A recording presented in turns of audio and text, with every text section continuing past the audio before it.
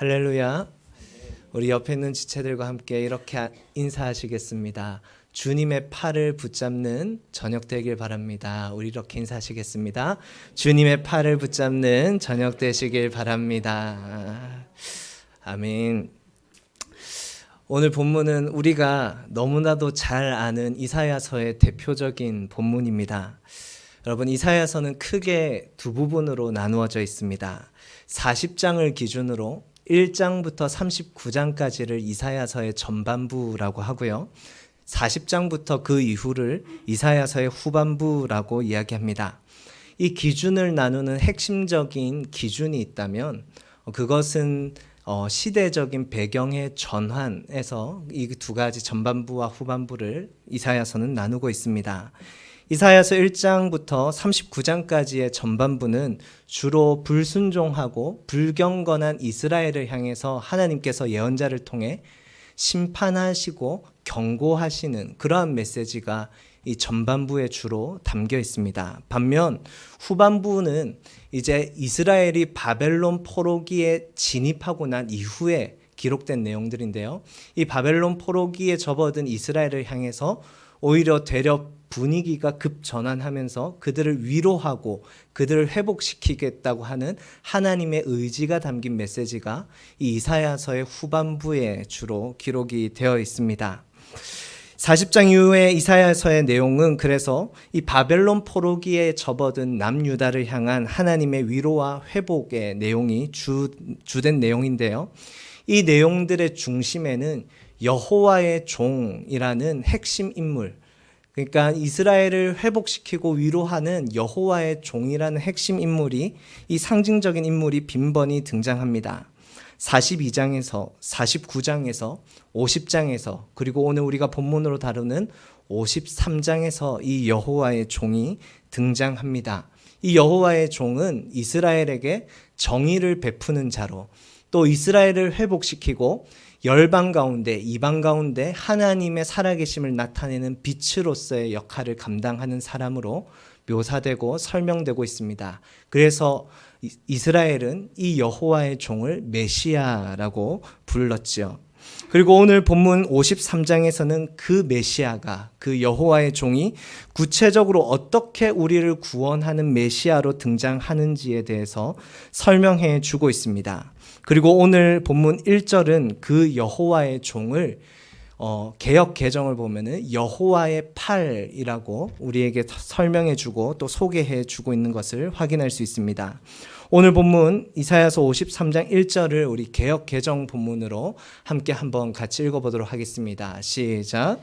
우리가 전한 것을 누가 믿었느냐? 여호와의 팔이 누구에게 나타났느냐? 아멘. 오늘 본문에서 여호와의 종은 여호와의 팔로서 이스라엘 한가운데 나타나고 있습니다.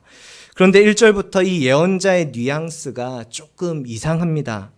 누가 믿었느냐? 여호와의 종이 여호와의 팔로 나타났는데 이스라엘 중에 과연 누가 이것을 믿었느냐라고 다소 냉소적인 뉘앙스로 그렇게 우리에게 말을 걸어오고 있습니다. 우리에게 이 여호와의 팔이라는 상징은, 이 비유는, 이 메타포는 굉장히 익숙한 상징이기도 합니다. 그래서 우리가 주로 기도할 때 뭐라고 기도합니까? 주님의 능력의 팔로, 주님의 권능의 팔로 우리를 도와주십시오라고 우리가 그렇게 자주 기도하지 않습니까? 시편에서도 여러 곳에서 주님의 팔과 손은 권능의 상징으로 묘사되고 있습니다. 대표적인 구절을 하나 살펴보자면 시편 89편 13절에는 이렇게 기록하고 있습니다. 주님의 팔에 능력이 있으며 주님의 손에는 힘이 있으며 주님의 오른손은 높이 들렸습니다. 아멘. 시인은 주님의 팔에 능력이 있고 주님의 손에는 힘이 있다라고 고백합니다.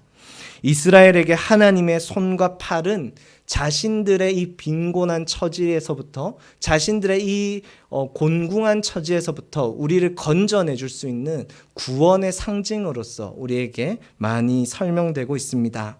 그리고 예언자의 선포에 따라 이 구원의 능력이 등장을 했는데요. 이 여호와의 팔이 등장한 것이죠. 그런데 이어지는 구절을 보면 이 예언을 받는 이스라엘의 입장에서는 조금 당황스럽고 더 나아가서는 큰 배신감도 느낄 수 있는 그런 본문이 이어지고 있습니다. 오늘 본문 2절과 3절 우리 한 목소리로 한 번 더 같이 봉독해 보도록 하겠습니다. 시작.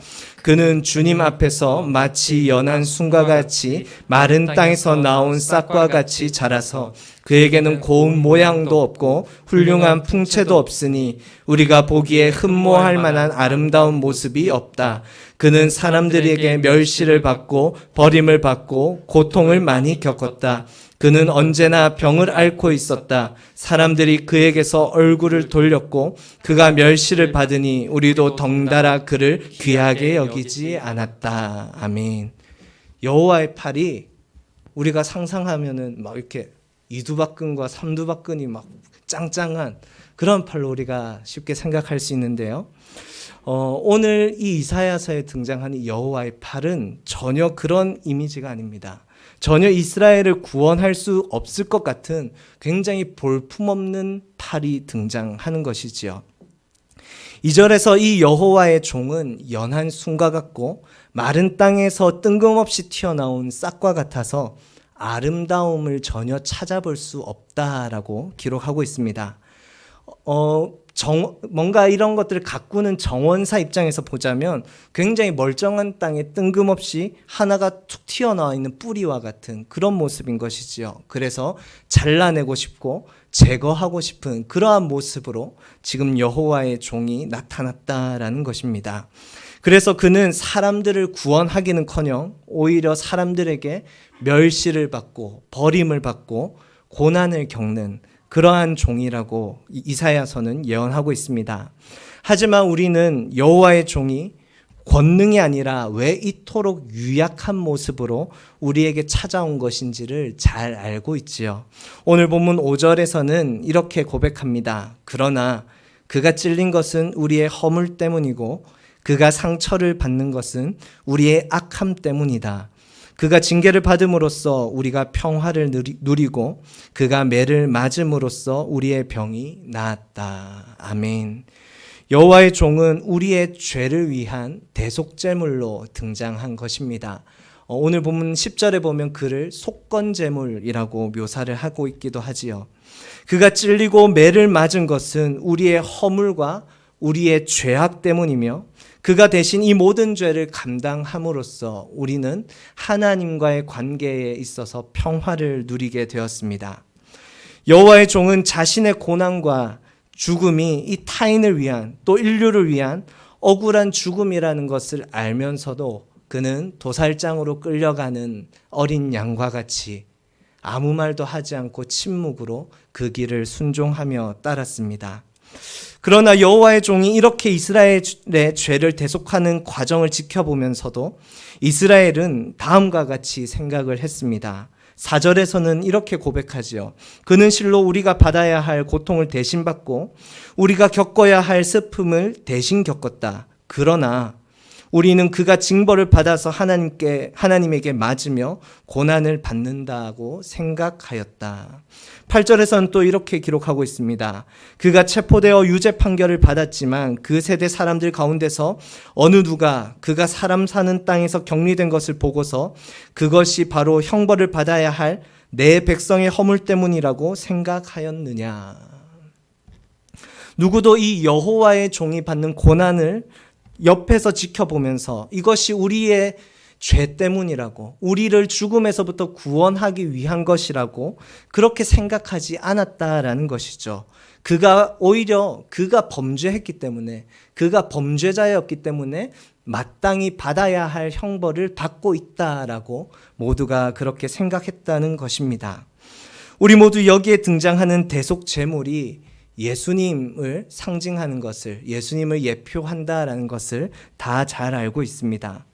실제로 예수님은 예수님께서 살아왔던 그 시대에 이사야서의 예언과 동일한 취급을 받으면서 살아가셨지요. 예언자가 바벨론 포로기를 보냈듯이 예수님은 로마의 포로기를 보내고 있었습니다. 유대인들은 로마의 압제로부터 정치적으로 자신들을 해방시켜줄 메시아, 권능의 메시아, 승리의 메시아를 원했습니다. 그래서 이스라엘의 다윗의 왕권을 다시 회복시켜줄, 태평성대의 왕권을 회복시켜줄 그런 왕을 늘 생각했지요. 하지만 예수님은 이 유대인들의 기대와는 달리 고운 모양도 없고 훌륭한 풍채도 없는 초라한 모습으로 십자가에 달려 죽으셨습니다. 갈릴리의 가난한 목수의 아들에게서 유대 종교 지도자들은 메시아를 떠올릴 수가 없었던 것이지요. 그의 볼품없는 모습 속에서 우리를 정치적으로 해방시켜 줄 수 있는 메시아라는 그러한 생각을 전혀 그들은 할 수 없었기 때문에 그들은 예수님을 죄수로, 정치범으로 몰아가며 십자가에 못 박았습니다.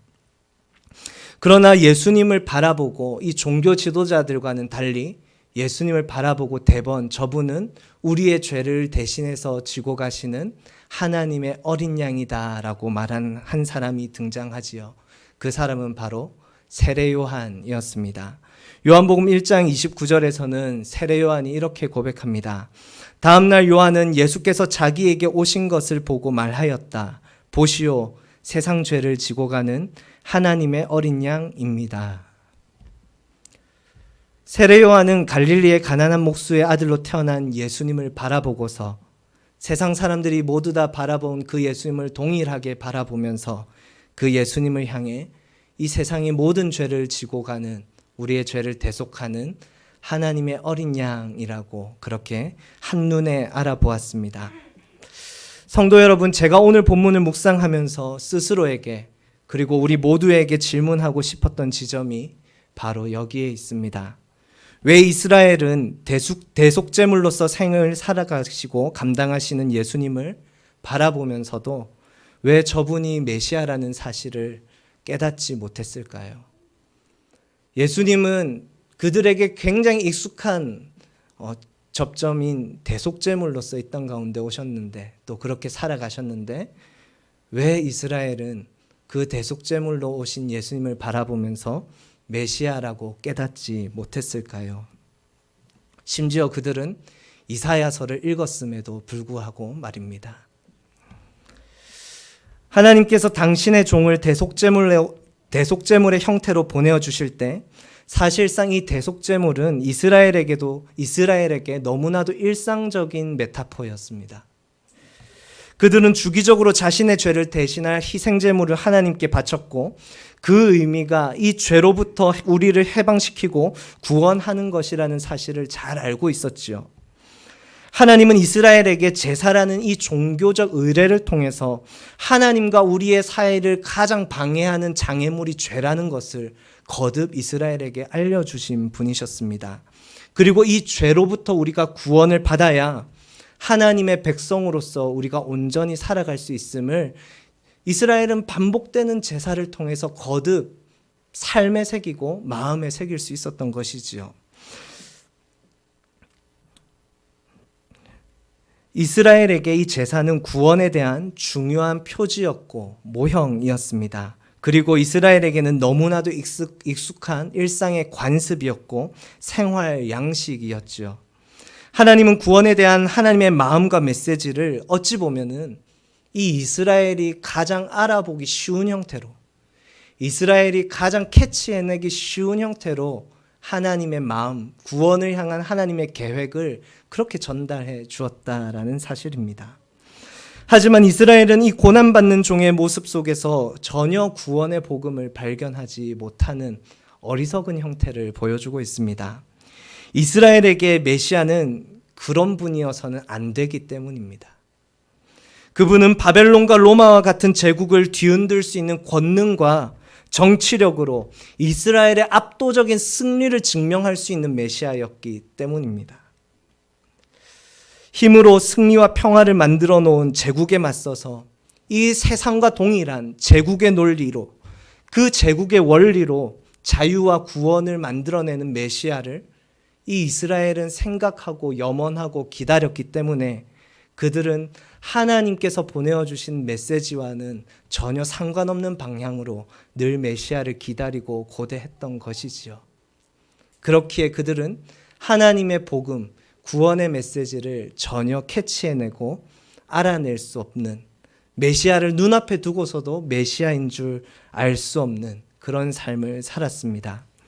6절에서 이사야 예언자는 우리에게 이렇게 말하죠. 우리는 모두 양처럼 길을 잃고 각기 제 갈 길로 흩어졌으나. 즉 우리는 모두 목자 없는 양과 같이 각자의 길로 각자의 소견에 옳은 대로 살아갔다라고 이 예언자가 이야기합니다. 그래서 우리는 같은 목자를 바라보고 살아가는 것이 아니라 내가 보고 싶어 하는 것을 보고 살아가는 것이죠. 그러나 여러분, 세례 요한과 같은 사람은 달랐습니다. 그는 예수 그리스도를 보고 하나님의 어린 양이다, 하나님께서 우리에게 보내주시는 구원의 메시지이다라는 것을 대번에 확인하였습니다. 세례 요한은 내가 보려고 하는 것을 보는 사람이 아니라 하나님이 보여주시는 것을 보는 사람, 하나님이 전달하고 싶어 하시는 그것을 볼 수 있는 사람이었습니다. 성도 여러분, 이것이 바로 믿음이고 신앙입니다. 내가 보고자 하는 것을 종교에 투사하는 것이 아니라 하나님이 보여주시는 것을 보는 것, 그것이 믿음이지요. 성도 여러분, 이스라엘이 하나님의 법에 따라 규칙적으로 대속제물의 제사를 드렸지만 그들에게 더 익숙한 사고방식은, 그리고 그들이 더 동경하는 삶의 방식은 제국이 만들어 놓은 힘의 논리였습니다. 우리도 충분히 그럴 수 있다라고 생각합니다. 하나님은 우리에게 복음을 주셨고 예수 그리스도를 따르는 제자의 삶을 가르쳐 주셨습니다. 그리고 이것을 훈련할 수 있도록 예배와 말씀 묵상과 기도라는 경건의 훈련과 습관 또한 우리에게 허락해 주셨지요. 그러나 정말 우리의 삶에 실제적인 영향력을 미치고 있는 것이 무엇인지에 대해서 우리는 거듭 확인해 볼 필요가 있습니다. 세상이 만들어 놓은 성공상이 있고, 세상이 만들어 놓은 행복해 보이는 상이 있고, 세상이 말하는 힘 있는 자의 권력상이 있습니다. 우리는 그것을 이루지 못해서 불안해하고 우울해하며 그것을 이루지 못해서 상대적인 박탈감을 느끼면서 살아가지요. 그리고 대번에 그것을 조금이라도 성취하기라도 한다면 너무나도 손쉽게 하나님이 우리와 함께 하신다라고 그렇게 고백하는 우리의 모습이 있지 않습니까? 사실상 그렇게 성공해서, 그렇게 행복해서 오히려 하나님과 멀어지는 그러한 우리의 삶을 볼 때가 또 얼마나 많은지요. 오늘 새벽에 담임 목사님께서 말씀해 주셨듯이 여러분, 우리가 요셉이라는 이 인물을 우리가 살펴볼 때 얼마나 단편적으로 보는지 모르겠습니다. 요셉이 그 역경을 뚫고 총리가 됐다라는, 성공했다는, 하나님의 손에 의해서 그렇게 쓰임받았다는 그 결과론적인 것에만 우리가 얼마나 집중할 때가 많습니까? 사실 우리가 요셉을 통해서 들여다봐야 되는 것은 그가 하나님과 동행하면서 얼마나 믿음으로 살아갔는가. 하나님은 요셉을 통해서 우리에게 그것을 전해주고 싶은데 우리는 요셉처럼 그냥 성공하는 이미지, 그 성공하는 상에 사로잡혀서 우리의 기도의 제목과 우리의 경건의 생활이 그것을 동경하며 살아갈 때가 얼마나 많았습니까? 사실상 요셉이 그렇게 믿음으로 살아가지 않았다면 그 총리의 자리에서 자신의 형제들에게 복수하는 것이 그에게 오히려 더 익숙한 삶이었을 것입니다. 여러분, 우리는 같은 말씀을 두고서도요, 우리의 의식의 흐름과 우리를 지배하고 있는 논리에 따라서 그것을 너무나 편협하고 우리가 소화하기 쉬운 형태로 해석할 때가, 또 그렇게 적용할 때가 참 많습니다. 정말로 중요한 것은 말씀을 통해 우리에게 전하고자 하시는 하나님의 의도와 뜻이 무엇인지를 아는 것이 정말 중요한 것입니다. 여러분, 성공하는 삶이 있고요, 제자의 삶이 있습니다. 부요한 삶이 있고요, 의에 줄이고 목마른 삶이 있습니다. 스펙과 자기 성취와 자아를 성공해가는 삶이 있고요, 날마다 자기를 부인하며 섬김과 희생의 삶을 살아가는 삶이 있습니다. 여러분, 기도하시면서 무엇이 성취될 때 하나님께서 나와 함께하고 계신다라고 생각하십니까? 전자는 되게 쉬운 길입니다. 그런데 후자는 복음의 능력과 가치를 알지 못한 사람은 전혀 동의할 수 없는 길입니다. 하나님은 바벨론 포로기로부터, 로마의 포로기로부터 우리를 건질 능력이 없으신 분이 아니시죠. 하나님은 권능을 가지고 계시고 전능하신 분이시기 때문에 그 로마와 바벨론의 압제로부터 그냥 하나님의 우레와 천둥만으로도 그 바벨론과 로마를 압살하실 수 있는 분이 하나님이십니다. 그런데 하나님은 그 방법을 선택하지 않으시죠. 왜냐하면 하나님은 로마의 포로기가 우리의 문제가 아니라, 바벨론의 포로기가 우리의 문제가 아니라 죄의 포로로 살고 있는 우리를 문제시했기 때문입니다.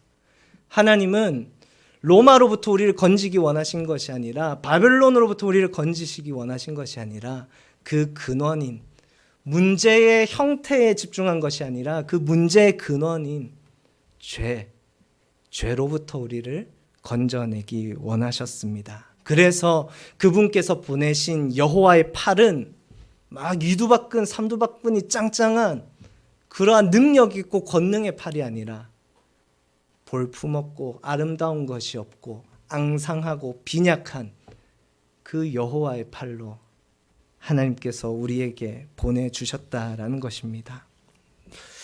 예수 그리스도의 고난과 대속이 어떻게 우리를 자유롭게 할 수 있는 것입니까? 우리가 복음이라고 이야기하는 것이지 않습니까? 예수 그리스도의 이 대속과 죽음이 어떻게 우리를 죄로부터 자유할 수 있게 하는 것입니까? 그냥 수학 법칙에, 그 등가 법칙에 따라 우리가 이만큼 죄를 지었는데 예수님께서 이 죄에 대응하는 이만큼의 속죄를 해주셨으니까, 이만큼의 형벌을 받아주셨으니까 이 등가 법칙에 따라 우리의 죄가 사라지는 것입니까? 물론 이것도 부분적으로 맞는 이야기입니다. 하지만 하나님께서 우리를 구원하기 위해 선택하신 예수 그리스도의 십자가는 그렇게 무미건조한 수학 공식은 아닙니다. 히브리서 2장 17절에서 18절 말씀에는 이렇게 기록하고 있습니다. 그러므로 그는 모든 점에서 형제 자매들과 같아지셔야만 했습니다. 그것은 그가 하나님 앞에서 자비롭고 성실한 대제사장이 되심으로써 백성의 죄를 대신 갚으시기 위한 것입니다.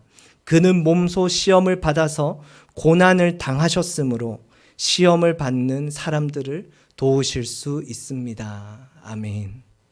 히브리서 기자는 예수 그리스도께서 몸소 시험을 받아 고난을 당하셨기 때문에 우리의 시험을 도우실 수 있다라고 고백합니다. 여러분, 그 도움의 첫 번째는요, 참된 위로입니다. 사도 바울은 고린도 후서 1장 5절에서 이렇게 고백합니다.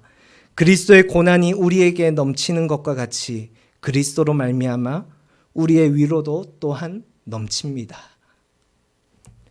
유명한 고전 문학인 그리스인 조르바를 저술한 니코스 카잔차키스라는 작가가 있습니다. 그가 쓴 작품 중에 최후의 유혹이라는 작품이 있습니다.